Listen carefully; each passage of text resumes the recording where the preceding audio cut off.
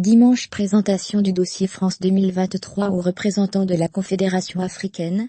Lundi, assemblée générale durant près de 5 heures. Mardi, un long comité exécutif, qui l'a privé du français les Blacks de Lyon. Et ce mercredi, le vote tant attendu de la part du Conseil.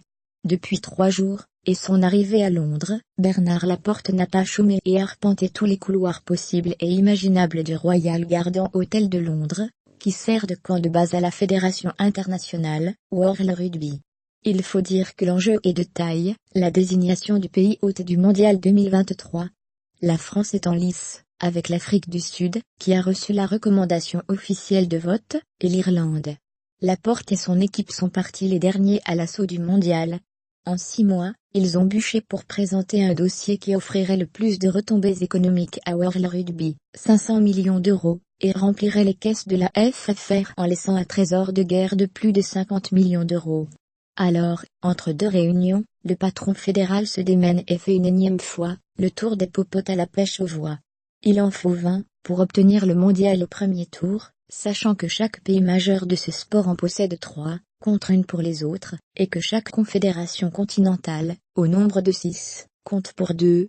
Chaque votant a la possibilité de panacher ses votes, d'un scrutin qui se déroulera ce matin à bulletin secret, et dont le verdict est attendu pour le début de l'après-midi. Duel Nord-Sud.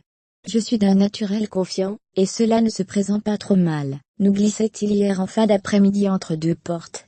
Les dés sont jetés. Jusqu'au bout, lui et son équipe ont voulu sécuriser leur nombre de voix. Si l'Italie pour la France, et le pays de Galles, et la Nouvelle-Zélande pour l'Afrique du Sud, sont les seules nations à s'être déclarées ouvertement, il semble que l'on va assister à un duel Nord-Sud, arbitré par l'Afrique et l'Asie. Les nations du Rugby Championship devraient se ranger derrière la candidature sud-africaine, tandis que celles du 6 nations et du reste de l'Europe, Géorgie et Roumanie, se ventilaient soit sur la France, soit sur l'Irlande avant de s'unir au second tour. On peut même parler d'une alliance transatlantique, puisque les voix de l'Amérique du Nord sont aussi attendues pour l'une de ces 2 nations. Reste donc l'Asie, qui semble hésiter jusqu'au bout, et qui avec la voix du Japon, paie 3 précieux sésames, et la Confédération africaine, et ses 2 voix, que les 3 projets en cours sont dragués, jusqu'à ces dernières heures. Son président votant, Azy Boukja est francophone et francophile, ami intime du prédécesseur de Laporte, Pierre Camus, mais il doit tenir compte des pays du sud du continent qui poussent derrière South Africa 2023. Son vote pourrait bien être déterminant.